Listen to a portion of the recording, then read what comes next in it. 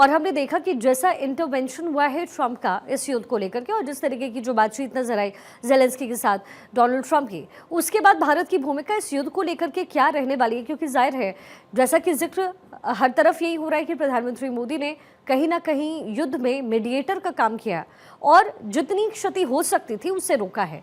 तो जाहिर सी बात है कि भारत की और लोगों की नजर अभी भी होगी। देखिए, आप देखें, अभी डोनाल्ड ट्रंप जब आए थे तो उन्होंने सबसे पहले कहा था कि मैं ये वॉर रुकवा दूंगा।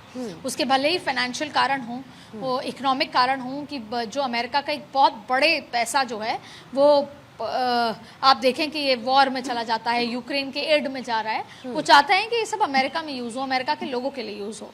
लेकिन अगर न्यूक्लियर वॉर हुई होती तो जो सेकेंड वर्ल्ड वॉर के बाद ये एक सबसे बड़ा क्षति होती पूरे विश्व के लिए, और उसको रोकना वो शांति दूत से कम नहीं है। अगर उसको रोका गया है प्रधानमंत्री कहने से, जिस तरीके से बातें निकल कर आ रही हैं, तो प्रधानमंत्री शांति दूत से कम नहीं, ग्लोबल लीडर से कम नहीं, जिनका इम्पैक्ट है। और अमेरिका उससे चिंतित था कि अगर ऐसा होगा तो क्या होगा। तो और फिर जब आज की नहीं, हम दशकों पुरानी बात करें अगर, तो दो ही हमेशा अमेरिका ही चाहता था यूनिपोलर वर्ल्ड हो और बाइपोलर वर्ल्ड हुआ करता था कि रशिया और अमेरिका, रशिया अमेरिका, चाहे फिर वो आप देखें कि इन जो सब दोनों ही कंट्रीज की इकोनॉमी है वो या तो तेल या फिर जो हथियार हैं जो पूरे देश भर में जाते हैं, पूरे विश्व में जाते हैं, उनका जो हथियार है, रशिया के पास भी यही था, अमेरिका के पास भी यही था। तो रशिया और अमेरिका दोनों ही चाहते थे कि विश्व में कहीं ना कहीं वॉर चलती रहे, जिससे उनकी इकोनॉमी का साइकिल चलता रहे। और क्रूड ऑयल एक बहुत महत्वपूर्ण बात थी।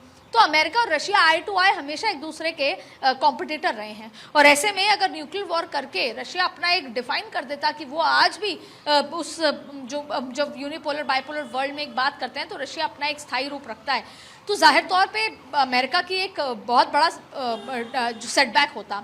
उस बीच में भारत का इस तरीके से हस्तक्षेप करके उसको रुकवाना, ये भारत को ग्लोबल लीडर के रूप में एक जगह देना, नरेंद्र मोदी की समझ को, क्षमता को, नरेंद्र मोदी के तरीकों को एक मोहर देता है। और जाहिर तौर पे ग्लोबली आज भारत के लिए 140 करोड़ लोगों के लिए, चाहे जो देश में रह रहे हैं चाहे जो बाहर रह रहे हैं, उन सब के लिए गर्व की बात है कि भारत जियोपॉलिटिकल सिनेरियो में इतना पावरफुल होता जा रहा है कि लोग अब रिकॉग्नाइज करने लगे हैं कि भारत की वजह से विश्व शांति कितनी महत्वपूर्ण, भारत के योगदान की वजह से विश्व शांति जो है वो बन रही है। जी।